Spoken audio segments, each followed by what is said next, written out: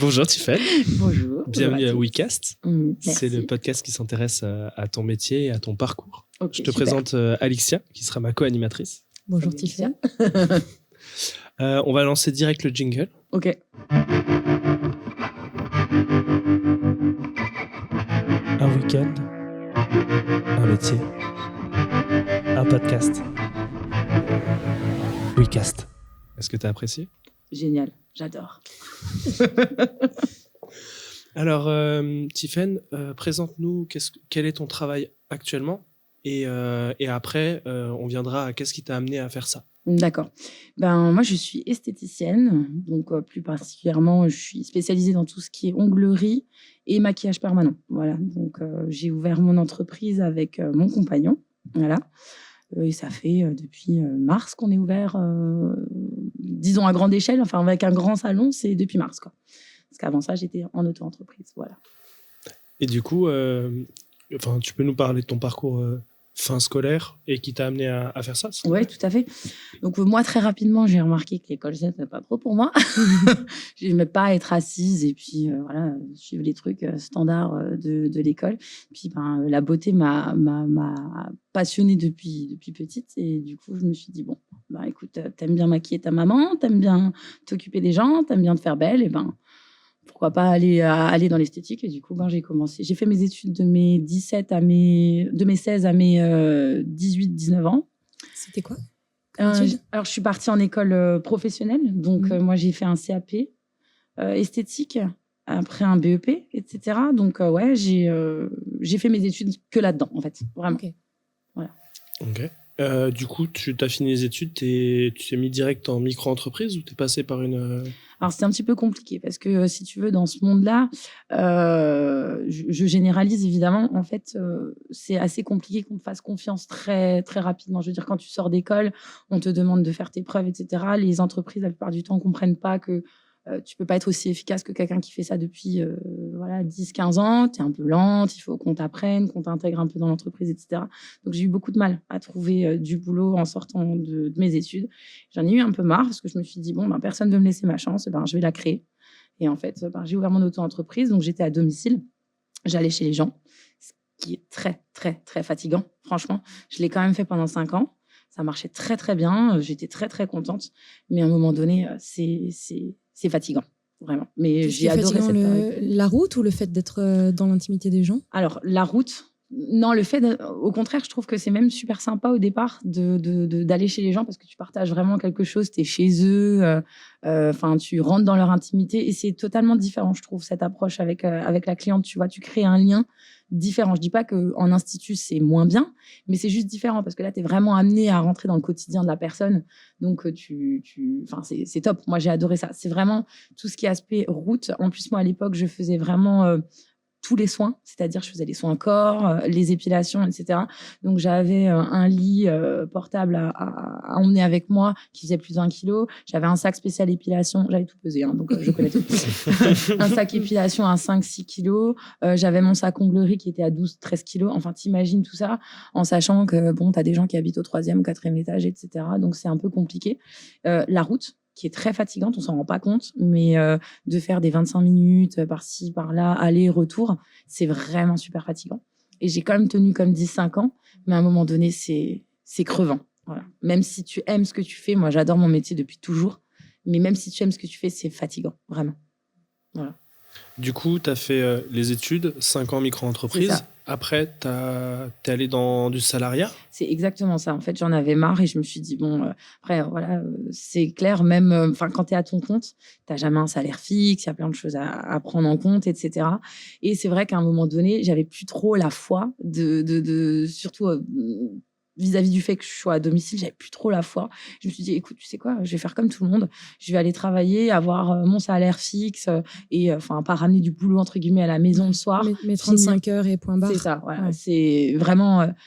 et je l'ai fait. Mais j'ai pas trouvé mon compte non plus. T'es resté combien de temps dans le salariat, du coup ? Écoute, je crois que j'ai fait ça...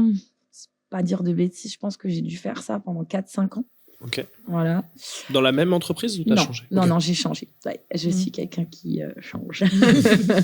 En fait, on y reviendra plus tard, mais ce que je reproche aux entreprises, sans être négative, c'est que souvent, t'es qu'un numéro.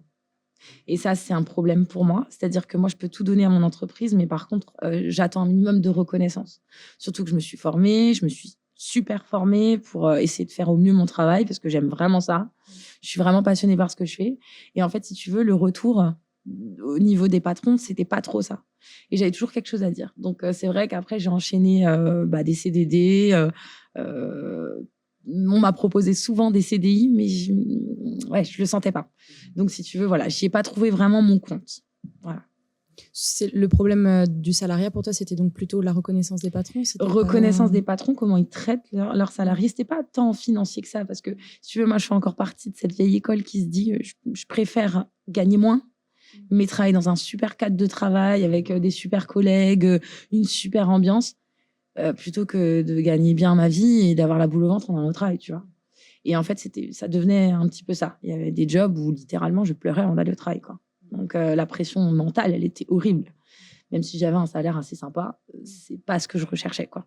Et voilà, le dialogue, pareil, souvent dans les instituts de beauté, je généralise encore une fois, attention. La plupart du temps, dans les salons de beauté, c'est tu as un patron qui n'est quasi jamais là, qui souvent n'y connaît rien en beauté, qui a juste ouvert un salon de beauté, parce que je sais pas pourquoi, mais comme ça, et qui du coup drive ça de loin et qui a pas vraiment une vision concrète de ce qu'on vit nous esthéticiennes sur le terrain au quotidien. Et donc du coup t'as pas cette reconnaissance, ce truc là. Pour anecdote, sans citer le salon dans lequel j'ai travaillé, j'avais un patron qui nous disait bon, vous avez 45 minutes pour faire les ongles. Alors bon, jusqu'à preuve du contraire, 45 minutes pour faire des super ongles, c'est pas possible. C'était en résine, en gel? Résine. Mais tu te connais. C'est le seul. Bien. C'est ma technique de drague aux gens qui font des ongles. Mais c'est bien, c'est ça. Ouais, j'avais appris la résine, du coup, c'était en résine. 45 minutes, pas une minute de plus, 20 minutes de pause entre l'heure. Si t'avais du retard, parce que t'as des clients qui arrivent en retard, t'as pas de pause, ce qui est complètement illégal. Enfin, voilà. Il arrivait comme ça, le gars était pas du tout sur place, hein. Il arrivait comme ça, il regardait nos plannings et il décidait de supprimer ça, des pauses, des machins, de nous rajouter des clientes, etc. J'ai une question. Est-ce que la majorité des patrons que t'as eu dans le salariat, c'était des hommes, du coup? Non. Ok. Non, j'ai eu... attends que je dise pas de bêtises. J'ai eu... maintenant que j'y pense, j'ai quand même eu 2 hommes. 2 hommes qui n'avaient absolument rien à voir dans 3. 3, en fait. Non, en fait, si. Je suis désolée, du coup, je viens de... en réfléchissant, si. J'ai eu plus d'hommes en patron que de femmes. Ce qui, en soi, n'est pas gênant. Je veux dire, un homme peut tout à fait ouvrir un salon de beauté. Mais je veux dire, c'est des hommes qui ne sont pas du tout issus de la beauté, du domaine de la beauté de base. Oui, eux, c'est d'un point de vue commerce. Ils sont là, voilà. Alors que les femmes patronnes que tu as eues, elles étaient issues de l'esthétique? Ouais, toutes les femmes patronnes que j'ai eues. C'est pas le même profil, du coup. C'est pas le même profil. Par contre, la plupart avaient les mêmes comportements vis-à-vis de leurs salariés, malgré tout. Ok, ouais. Donc ça, c'était pas relié à... Non, je pense que le comportement, encore une fois, mon expérience, que j'ai eu par rapport au patron, enfin, c'est assez les mêmes comportements, même si les profils sont différents, tu vois. Mais c'est vrai que ceux qui avaient le plus de mal à comprendre ce qu'on vit, c'est souvent les entreprises où il y avait... c'était les hommes qui... Un investisseur. Ouais. C'est ça, en fait, les gens qui n'étaient pas dedans, quoi. Pas du tout. Ils étaient là, enfin voilà, tu sais, ils se disaient, bon, je veux monter un truc, on va parler juste chiffres, je veux dire maintenant le bien-être des salariés, des clientes, etc., on reverra. Et ça, moi, ça, c'est pas du tout ma façon de voir les choses. Et donc, j'ai eu du mal. Donc, c'est pour ça que j'ai changé plusieurs fois, quoi. Pour essayer de trouver chaussures à mon pied, mais je sais pas trop. Voilà. Et du coup, tu as créé ta propre chaussure? Ma propre chaussure, effectivement. Elle est stylée. Hein. Non, mais alors, il y a une petite parenthèse dans ma vie. En fait, du coup, j'ai rencontré mon homme et j'ai eu une petite opportunité, justement, Alors, vraiment, c'est tombé comme ça. C'est mon chéri étant steward et travaillant chez EasyJet. J'ai eu l'opportunité, en fait, de postuler chez EasyJet pour devenir hôtesse de l'air. Voilà. Ok. Donc, rien à voir à l'esthétique. Mais je me suis dit, même si j'adore mon métier, je me dis, bon, bah, pourquoi pas, en fait, ça peut être super sympa. Donc, je suis partie aux États-Unis, j'ai étudié l'anglais pour vraiment être à fond et quasiment bilingue. J'ai passé les tests, j'ai été prise, j'ai été embauchée. Et là, il y a notre ami Coco Covid qui est arrivé. Tout ce travail. Voilà. Alors, moi, je crois pas au hasard, je me dis que c'est le destin. Le Covid est arrivé. Malheureusement, du coup, ils n'ont pas pu honorer mon contrat parce que l'aéronautique, à ce moment-là, c'était très compliqué. Donc, du coup, je me suis retrouvée là à dire, OK, je fais quoi? Je fais quoi? Vous étiez aux États-Unis, du coup, à ce moment-là? Alors, non. En fait, moi, je suis partie, donc je me suis mis avec mon chéri, donc il y a eu cette opportunité d'EasyJet, et je savais qu'il fallait parler couramment anglais pour rentrer dans la boîte. Je savais déjà bien parler anglais, mais pas de façon bilingue. Donc, je suis partie 3 mois aux États-Unis, toute seule, pour aller à l'école, quoi. Je suis allée à l'école pour apprendre l'anglais. Vraiment, je suis rentrée, c'était bien et tout. Et après, à ce moment-là, j'ai postulé, et puis c'est à ce moment-là que... Depuis la France. Voilà, c'est ça. Okay. Qu'il y a eu le Covid. C'est pas grave. J'ai réussi à me relever. Je suis repartie en salarié à ce moment-là. J'ai trouvé du coup du boulot dans une grande entreprise qui fait du maquillage permanent. Voilà. Et disons que dans ma vie, il y avait toujours un petit regret dans mon métier, c'est d'avoir appris les ongles. Mais moi, je suis passionnée de sourcils, de maquillage, de choses comme ça. C'est quoi le maquillage permanent, du coup? Le maquillage permanent, grossièrement, c'est entre guillemets, je mets bien des guillemets, le tatouage des sourcils. D'accord. Par exemple, maquillage permanent sourcils, t'as maquillage permanent, t'as l'eyeliner aussi en tatouage, t'as les lèvres en tatouage, etc. Disons que ça te permet de pas te maquiller tous les jours. Voilà, c'est semi-permanent dans le sens où il faut faire des retouches assez régulièrement pour avoir un résultat qui tienne la route, plus ou moins, en fonction de si tu veux quelque chose de très marqué ou pas. Et j'ai eu cette opportunité de rentrer dans une entreprise qui me formait à ça. Je suis rentrée dans cette entreprise, c'est génial parce que du coup, j'ai trouvé mon ami et collègue d'aujourd'hui qui m'a formée, qui m'a pris sous son aile, qui m'a fait confiance, etc. Et voilà. Donc, je suis restée à peu près 1 an là-bas. Après, j'ai enchaîné. J'ai eu une petite opportunité en Suisse qui s'est vraiment très, très mal passée. Donc, j'ai démissionné de l'endroit où j'étais pour aller en Suisse, mais ça, c'est toujours dans le même domaine? Toujours dans le même domaine, Okay, dans l'esthétique, du coup. Ouais, une fois que EasyJet s'était abandonné, je dis oui, bon, mon travail et ma passion, c'est l'esthétique. Donc, on va rester dans ce que j'aime. Et donc, je suis allée en Suisse et ça s'est hyper mal passé. Et là, j'en ai eu marre. Là, j'en ai eu vraiment marre. Et j'ai dit, écoute, au lieu de me casser, je vais pas dire le cul. Le cul, voilà, me casser le cul pour un patron. On dit les mots ici. On dit les mots. Au lieu de me casser le cul pour un patron, pourquoi pas refaire pour moi, quoi, enfin, à mon compte, mais cette fois-ci pas à domicile. Et trouver un local, etc., etc. Donc voilà, et c'était le début de mon entreprise, quoi. Voilà.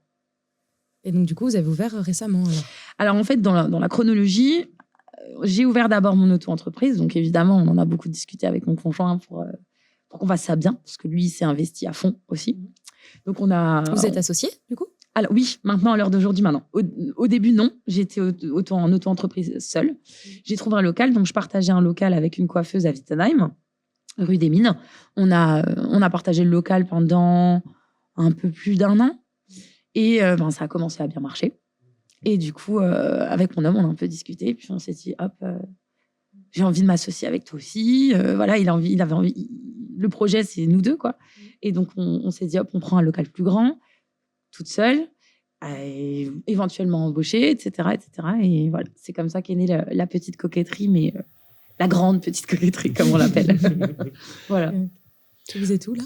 Alors là, on est aussi à Wittenheim. On est dans la zone industrielle derrière le Val-Fleury. Alors, c'est très original pour un institut de beauté. Mais nous, ce qu'on recherchait, la priorité, en fait, justement, en ouvrant ce salon, j'ai dit, bon, tu vas prendre toutes tes expériences, il y en a pas mal, chez les patrons. Tu vas regarder ce que tu n'as pas aimé et tu vas faire tout l'inverse. Donc, en fait, ce qui se passe, c'est que moi, je voulais absolument un endroit chaleureux, grand, avec du parking. C'est con, hein, mais ouais. Du parking, quoi. Parce que, moi, j'ai souvent travaillé en ville, à Mulhouse. Non, mais les clientes, quoi. Et tout ça. Ouais, exactement. Je voulais pas les citer. Mince. Ça sera coupé. Mais oui, voilà, tout ça. Et donc, c'est en ville, c'est un peu galère pour les clientes pour se garer, le parking, tout ça. Pour moi, c'était très important qu'elles aient quand même une facilité d'accès. Je veux dire, je sais pas si vous voyez, dans la zone Val-Fleury, il y a la voie rapide à côté. C'est easy pour les clientes. Donc, ça, déjà, c'était cool. On a galéré à trouver un local parce que c'est pas facile du tout. Voilà. On en a trouvé un, on a eu un coup de cœur, on a fait les travaux nous-mêmes. On a tout fait tout seul. C'est tout mignon, c'est tout rose. D'ailleurs, je vous invite tous à aller voir. Je viendrai. Et c'est totalement faux. C'est Maxime du futur et je n'y suis pas encore allé. Voilà, venir voir. Et voilà, et on a inauguré le salon le 1er mars 2023. Voilà. Donc, on est trop contents. Trop bien. Ouais. Je voulais venir par rapport à ton parcours. Est-ce qu'il y a un moment où tu as douté sur le fait que tu veuilles faire dans l'esthétisme? Est-ce qu'à un moment, tu t'es dit, est-ce que je dois vraiment continuer dans cette voie-là ou quoi? Alors, douter, non, pas vraiment. Parce que c'est vraiment... Moi, avant d'être mon métier, c'est ma passion. Ça, je veux bien qu'on le précise. C'est que vraiment... Que ce soit clair et net. Écrivez-le. Ouais, c'est ça, s'il vous plaît, prenez des notes. C'est avant tout ma passion. J'aime ça depuis des années. Ça fait maintenant 13 ans que je suis esthéticienne. Et plus particulièrement spécialisée dans l'onglerie. Moi, j'adore ça, quoi. Enfin, je veux dire, je bouffe ongles, je dors ongles, Enfin, vous pouvez demander à mon homme, c'est une catastrophe. Hein. Tu bouffes les ongles de ton homme? Ouais, exact. Ouais. Je n'osais pas le dire. C'est un peu dégueu, non? Ça va un peu loin, la passion, là. Ouais, là. Mais tu vois, je la sens vraiment. Ouais. Non, mais c'est vraiment ma passion. J'aime vraiment ça. Alors, je pense que j'ai jamais douté du fait de vouloir rester dans ce métier. Par contre, j'ai peut-être douté de ce que là où je vais vraiment aller, tu vois. Je me posais des questions. Est-ce que je dois rester salarié? Est-ce que c'est fait pour moi d'avoir un patron? Est-ce que je dois ouvrir? Parce que c'est pas évident de prendre ce genre de décision parce qu'on dit adieu, même si les gens ne s'en rendent pas forcément compte. C'est vrai parce que vous avez tendance à dire quoi? Enfin, les gens ont tendance à se dire, ah ben, patron, super, il a de la thune. Oui, d'accord. Ouais. Il y a des problèmes. Viens voir les thunes qu'on a au début. T'as rien du tout. Ça, les gens s'en doutent pas forcément. Tu fais énormément de concessions, tu travailles dur. C'est une fois que tu fermes la porte de ton institut, tu n'as pas fini. Hein. C'est-à-dire que moi, je rentre, j'ai encore plein de choses à faire. C'est bête, mais la communication, les projets, les différentes prestations, etc. Enfin, c'est un travail de chaque instant, hein, sans vouloir truc. Mais j'aime. Et surtout, je suis très bien épaulée parce que du coup, j'ai mon chéri qui m'aide beaucoup et qui est dans ce projet avec moi. Donc, on est vraiment deux là-dessus. Donc, ça, c'est top. Mais douter du fait d'être esthéticienne, non, jamais. J'aime trop ça pour douter. Et justement, à propos de toutes ces parties, est-ce que vous faites accompagner d'un comptable, d'un chargé de com, des choses comme ça, ou vous faites vraiment tout à deux? Alors, on a un comptable parce que c'est obligatoire. Du coup, on est en format SARL, donc c'est obligatoire. Après, on a une grande chance, c'est que mon conjoint, qui en parlera après, je spoil.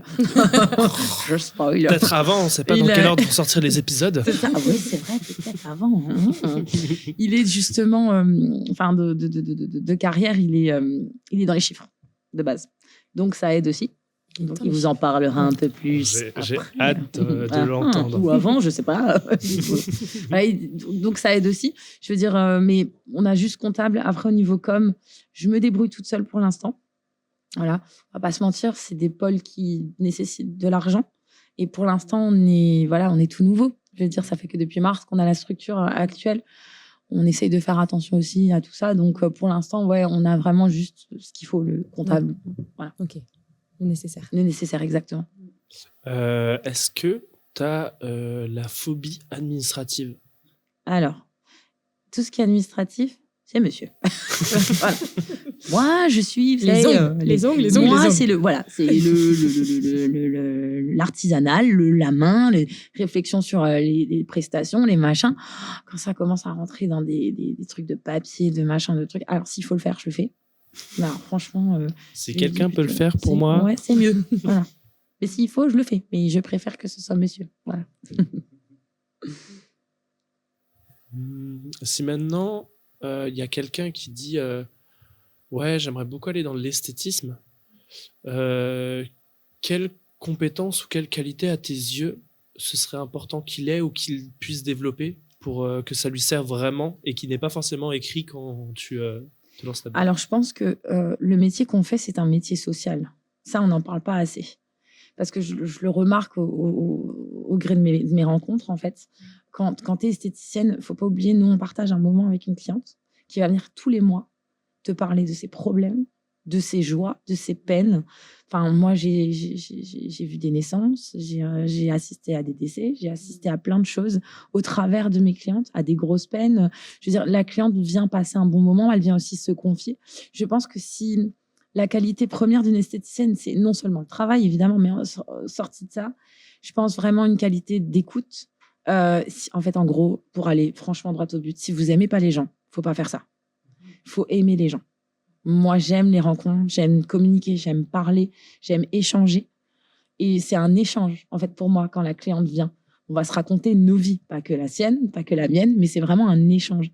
Et je pense que peut-être les nouvelles générations s'en rendent pas forcément aussi bien compte, mais c'est vraiment un métier qui nécessite de la patience, de l'écoute, beaucoup d'altruisme, de choses comme ça. On n'en parle pas beaucoup, hein. Mais on est psy, on est tout, hein, pour nos clientes. Et c'est important d'avoir ce truc-là. Et je le dis vraiment avec beaucoup de joie parce que c'est quelque chose que j'aime faire.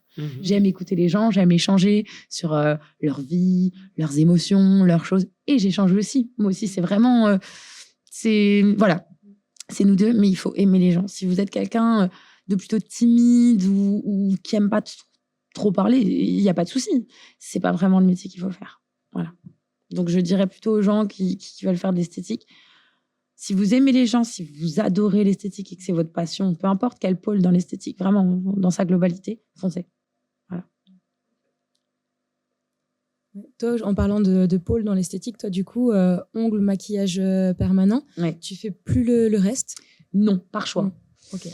Alors, on va pas se mentir, de toute façon, l'épilation, il y a énormément d'instituts qui le font à des prix défiant toute concurrence. Moi, à l'heure d'aujourd'hui, avec la structure qu'on a, proposer de l'épilation, déjà, forcément, c'est pas ce que je veux, parce que je vais pas vous mentir, moi, ça y est, c'est bon.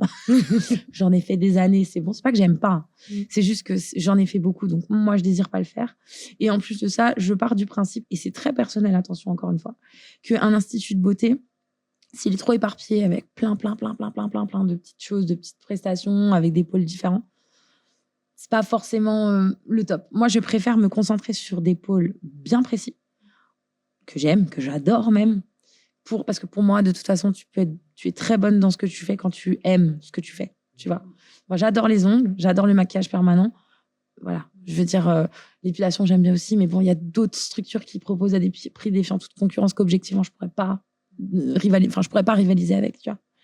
Et les soins du corps, je suis un tout petit peu trop énergique pour ça. Les soins corps, soins visage, c'est-à-dire que moi, je m'endors avec la cliente. Ah ouais. Donc en fait, le but de devenir un soin visage, c'est pas que l'esthéticienne, elle commence à s'endormir sur toi, quoi. Ah ouais, clairement, tu vois. Donc ça, j'y arrive pas. J'aime beaucoup, mais j'y arrive pas. Donc oui, c'est vraiment un choix, en fait. Ok. Est-ce que tu as quelque chose que tu aimerais nous partager qu'on n'a pas encore dit dans le podcast par rapport à ton travail et qui te tient vraiment à cœur? Qui me tient vraiment à cœur. Bah, vous dire que de venir déjà, en fait, hein, tout simplement, venir découvrir la petite coquetterie à Wittenheim, 3 rue du Maine. Ça, On est sur tous les réseaux, si jamais. Mais c'est surtout, en fait, moi, maintenant, en tant qu'entrepreneuse, maintenant, ça fait quelques mois qu'on est ouvert, je me rends compte de pas mal de choses qu'on vous dit pas avant que vous soyez entrepreneur. Hein. C'est pas évident. C'est pas facile. C'est du travail de tous les jours. C'est que du kiff. Vraiment. C'est du bonheur. Parce que c'est super cool de devoir grandir ton entreprise et de le faire sainement. C'est surtout ça. J'essaye vraiment, en fait, et avec mon conjoint aussi, on essaye vraiment d'avoir une structure où non seulement la cliente n'est pas lésée, elle est, voilà, faire des prix justes pour de la qualité top. On essaie de faire des choses bien. Mais c'est aussi, on essaie de s'entourer de collaborateurs cool et d'avoir vraiment une super ambiance. Je veux dire, vraiment, nous, c'est notre but. Comme dit, moi, c'est sur ça que je veux en venir, en fait. C'est que moi, j'ai été déçue de comment on traitait les employés dans certains salons. Chez nous, vraiment, c'est vraiment hyper important que les salariés qui vont venir soient des collaborateurs à part entière. Je veux dire, pour moi, c'est plus important que mes salariés se sentent bien que moi, presque. Hein. C'est-à-dire que moi, ma priorité, c'est qu'ils soient bien. Je veux dire, chez nous, on a des conditions de travail. Enfin, je veux dire, moi, c'est 1 heure de pause, pas moins. Je veux dire, elles font pas d'heures sup Enfin, je veux dire, vous voyez ce que je veux dire, je les exploite pas. Mon but, c'est pas d'exploiter les gens. Je veux vraiment que les filles viennent au travail avec la banane, le sourire, qu'elles soient bien et considérées. C'est-à-dire que pour moi, c'est hyper important le bien-être dans mon entreprise. Aussi bien avec les clientes, mais vraiment avec les employés, c'est quelque chose qui me tient à cœur. Je veux qu'elles se sentent bien et je veux leur apporter tout ce que moi, malheureusement, je n'ai pas eu en tant que salariée. Et j'essaye et j'espère le faire du mieux qu'on peut. Voilà. Tiffen, tu recrutes, j'ai envie de bosser pour toi maintenant, Mais j'ai tu envie veux venir d'abandonner bosser. mes rêves. Et Ouais. On a plein d'avantages. Genre, t'as une salle de pause avec une télé, avec Netflix connecté, c'est cool, non? trop stylé. Je peux amener ma c'est play. stylé. Tu peux. Ben, il y en aura certainement une qui va. d'ici fin d'année. Non, véridique, Le petit je vais mettre regard une en play. coin vers Ouais. monsieur, là. Ah ouais, c'est ça, une petite play. Ah, moi, j'adore ça. Non, mais vraiment, pour nous, c'est hyper important que les salariés se sentent bien et qu'on ait une structure qui donne envie. C'est pour ça que j'invite tout le monde à venir nous voir et à nous rencontrer. On a une super équipe.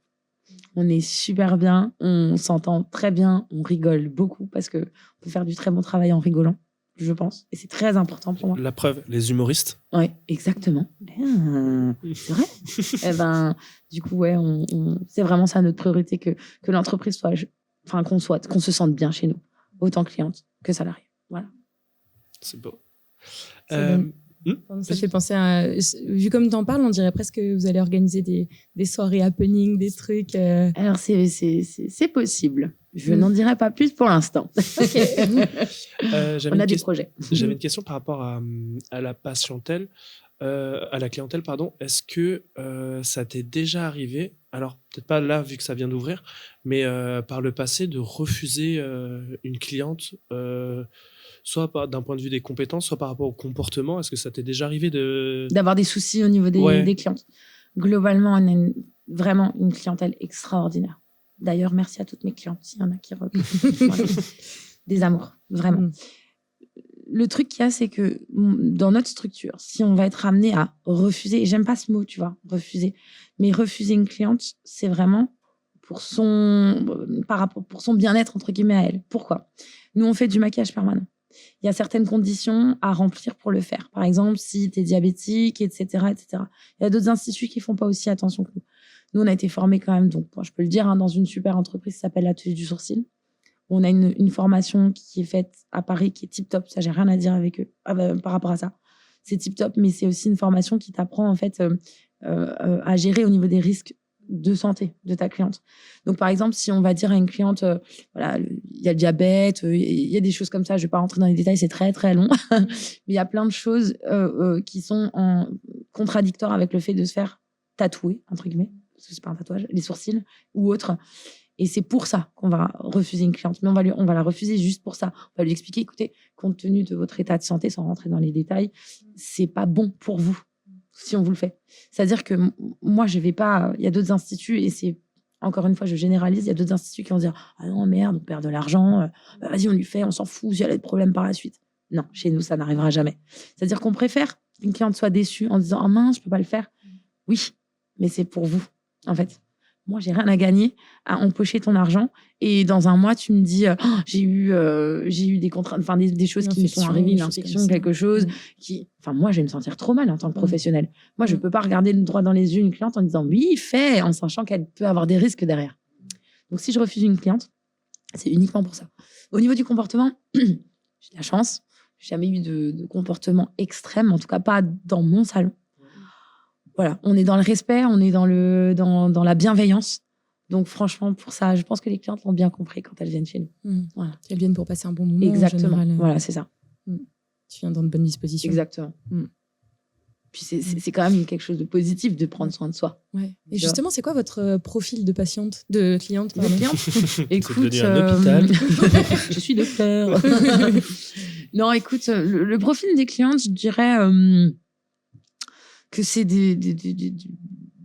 il y a un peu tout âge. Hein. On n'a pas que des jeunes ni que des personnes d'un certain âge. On a vraiment, je dirais que ça va de 20 à 70. Voilà, on a vraiment un très large éventail de clientes, voilà, qui font des métiers variés. On a des serveuses, des docteurs, on a vraiment tout, de tout. Donc c'est vraiment chouette parce qu'on peut échanger avec elles sur leur métier, sur leur passion, sur leur truc. On a vraiment et c'est super enrichissant. Je voulais rebondir par rapport à ça. Est-ce que du coup, tu as fait des rencontres à l'aide de ton travail par rapport aux clients et du coup, genre, c'est devenu des personnes de ton entourage proche ou quoi que ce soit? Alors, il y a toujours des clientes avec qui il y a ce petit truc en plus. Il y a toujours ce petit truc en plus. C'est déjà arrivé que j'aille boire des coups avec des clientes. Et ouais, on se pochetronne un peu là. C'est déjà arrivé. On a des liens particuliers qui se créent avec chaque cliente. C'est vrai qu'il y en a plus. Enfin, en fonction des affinités, etc. Ce qui n'est pas du tout grave. Hein. S'il y a des clientes qui sont un peu plus réservées, on respecte aussi ça. Mais oui, il y a des clientes avec qui il y a les petits plus. Ouais, c'est ça, ouais. C'est trop bien. C'est ça que j'aime. C'est ce qui me fait vibrer, en fait, dans mon métier. C'est Tu sais, au niveau des âges, 20 ans, 70 ans, mais du coup, comment ça se passe pour les mineurs? Est-ce que vous tatouez pas les... Enfin, c'est pas le terme, du coup. Oui, j'ai bien compris, maquillage c'est permanent, pas du ouais. tatouage. Non, le maquillage permanent, de toute façon, avant la majorité, non. Voilà. Et même, je dirais, à 18 ans, faut réfléchir. C'est quand même quelque chose... Alors, c'est semi-permanent, mais c'est quelque chose que je vais pas pouvoir promettre... Enfin, je peux pas promettre à la cliente que ça va s'estomper totalement. Si un jour, elle se dit « Ah bah tiens, j'en ai marre, je veux plus faire mes sourcils, par exemple », je peux pas lui promettre que ça va s'estomper entièrement. Il faut réfléchir. C'est vraiment quelque chose que tu vas garder sur toi. Donc, voilà, faut réfléchir. Mais oui, et puis les ongles, pareil. Il y a énormément de salons qui prennent les petites jeunes de 16. Moi, j'arrête. Je prends qu'à partir de 18 ans parce que j'estime que tu es encore en pleine croissance à 15-16 ans. C'est pas hyper top de mettre quelque chose sur tes ongles alors que tu n'as pas fini entièrement ta croissance. Ça, c'est mon avis. C'est moi. Quel rapport Donc, entre les ongles et la croissance? en fait, les ongles, si tu veux, les produits que tu vas mettre dessus, on va pas se leurrer, c'est pas du 100% naturel. Hein. Voilà, c'est... Attends, quoi? Ah ouais. Quoi? Comment ça? Cette Ce truc qui magnifique sent le couleur white orange, spirit, là, c'est pas mais naturel? Sérieux, mais non, c'est pas possible. C'est pas 100% naturel, tu viens quand même emprisonner l'ongle. Alors, scoop, les ongles ne respirent pas. Mais voilà, t'as quand même une plaque d'ongle qui est quand même beaucoup plus fragile quand t'es jeune et qui est en construction. Tu vois, au niveau de la kératine et tout, je vais pas commencer la biologie, sinon on va s'ennuyer. Mais voilà, c'est pas conseillé et moi, je préfère ne pas le faire. Voilà. Ok. Voilà. Mettre en contact des corps encore jeunes avec des produits comme Tout ça. à fait. Je préfère qu'elles aient atteint la maturité pour le faire. Après, il y a plein de salons qui, malheureusement, s'en foutent de ça. Mais moi, je fais pas partie de cela. Est-ce que par hasard, le fait d'avoir des ongles longs, ça t'empêche de prendre des objets?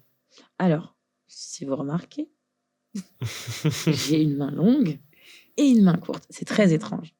Mais disons que celle-là, c'est la main d'exposition. Voilà. Ok. Voici ce que je fais, c'est ma carte de visite. C'est ça, c'est la carte de visite. Capable de Maintenant, faire si ça. tu veux que je te ramasse une pièce, je vais utiliser l'autre main. Parce que celle-là, non, on va pas se mentir, c'est une habitude. C'est-à-dire que j'ai toutes les semaines, hein, j'ai des gens, mais je sais toujours pas comment tu fais avec tes ongles, mais c'est fou. Et le lit et la vaisselle. Alors, vous pouvez demander à mon chéri, je sais tout faire avec mes ongles longs. Mais par contre, il faut avoir C'est l'habitude. l'inverse. Je ne fais plus la vaisselle. C'est Je ne ça. fais plus les Mais c'est lits. ça. Et il y en a plein qui pensent que je ne fais plus rien à cause de mes ongles. Pas du tout. Je fais tout. Il faut juste s'habituer. Voilà. Ok. Disons que c'est un peu moins évident. C'est moins pratique. C'est moins pratique. Mais c'est joli. On y arrive. Voilà. Et c'est beau. Voilà. On va lancer la seule et unique rubrique de ce podcast. Alors, je vais chercher Oh là là. le matos. C'est là où Le tu vas avoir matos. besoin de ton Oh téléphone. purée, attention. Tu vas pouvoir sortir ton téléphone. Ok. Alors, on va écouter le jingle. D'accord. L'instant de Tu la caillasses. le blé. Le pognon des pépettes. Il est cool, hein? Ouais, super. Alors, l'instant moula, c'est très simple. En France, on est très pudique de parler de revenus. Ouais. Et du coup, je me suis dit, je vais trouver une alternative pour Ouais. que les gens puissent quand même parler de ce qu'ils gagnent sans pour autant, pour garder quand même leur intimité financière. Ah, moi, j'ai pas de souci avec ça. Je sais. Mais, c'est oui, je c'est comprends. pour tout le monde. Je comprends. Du coup, dans le doute, Ouais, En tu le fais gros, bien. C'est une très bonne initiative. tu as une règle Ouais. qui va donner, tu vas transposer ton salaire en kilos de quelque chose. D'accord. Ça peut être des gambas, ça Ok. peut être des moules, ça peut être des huîtres. Des dorades décapitées. Exactement, Ok. par Ah exemple. ouais, c'est pas mal. Et en fait, c'est toi qui choisis ta règle. Et Là, c'est au hasard, c'est ça? Ouais, c'est au hasard. Ok.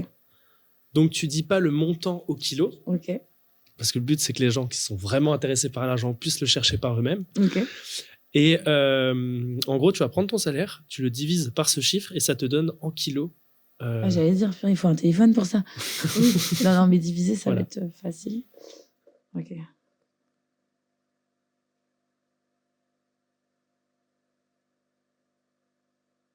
Ok. Jingle. Alors. Mais en fait, 0 kilo. T'as divisé par 0? Bah, 0. Non, mais par rapport à avant, quand t'étais salarié, parce que je pense bien que là, dans ton début d'entreprise, Non, c'est... y a pas 0. de... 0 kilo. J'ai pas de merlu. Parce que c'est du merlu. Avant? Ouais, par rapport à ton... Quand t'étais Ok. salarié, en tout cas, pour donner une idée. Ok. Vu que là, t'es dans le début de l'exercice de ton métier, je pense bien que... C'est tout pas est encore aspiré. stable. Hmm. Ça me stresse, j'ai l'impression de faire n'importe quoi. Mais non. Scoop, je suis nulle en maths. Mais ça, c'est possible, ça? Là, tu fais ton salaire divisé par le chiffre, Ouais. et ça te donne le nombre de kilos. Ah ouais, c'est beaucoup de kilos, ça. T'as C'est combien pas de très kilos? cher le merlu. Bah, c'est pas très cher, le merlu, hein, du coup. C'est possible, hein? Mon salaire fois le Non, truc. divisé. Divisé. Tu vois, nul en maths. C'est ce que je disais. Les chiffres, c'est monsieur. C'est nul. 141. 140, bah, c'est pas mal, 141 de kilos Kilos de mensuels. merlu. C'est Ouais. pas mal, hein. Kilos de merlu, Ouais. ouais. Et ça en fait du merlu, hein. Ouais. Ouais. C'est juste hein, ce que j'ai fait. Ouais, Je ouais, pense. ça semble Ça logique. peut être cohérent. Ouais. Ok. Voilà. Voilà, c'est ce que tu gagnes. Bah, Je, maintenant, c'est- je gagne 141 kilos de merlu, c'est ça? Par mois. Pas mal. Mm. On aime. Ok. Est-ce que tu avais encore des questions, Alexia? Ok, alors je vais te poser la question qui va clôturer le podcast. Si maintenant il y avait un inconnu que tu as rencontré d'une quelconque manière et à qui tu voudrais donner un conseil de vie qui te parle, tu lui donnerais quel conseil? Plein. Franchement, plein. Je pense qu'on est dans un moment actuellement où c'est un peu difficile de voir le positif, etc., etc. Mais je pense que déjà, il faut suivre son instinct, rester cool et croire en ses rêves. Franchement, ça fait un peu bateau ce que je dis, mais c'est vrai. Croire en ses rêves et faire le maximum pour y arriver en restant les pieds sur terre et surtout en adéquation avec son moi profond. Je pense que c'est super, putain, c'est super profond ce que je viens de dire. Je pense que c'est important de rester soi-même et de faire les choses dans une envie de paix, d'harmonie et de bien-être. En fait, pour moi, le but de la vie, c'est d'être heureux en faisant du bien autour de soi. Donc, je pense que c'est ça. Voilà. Peu importe comment. En apportant un soin, en apportant des conseils, une oreille. Voilà. Je pense que c'est ça. Merci d'avoir assisté à WeCast. Partagez pour faire connaître ce métier et on s'écoute dans une semaine pour découvrir ensemble un agent immobilier.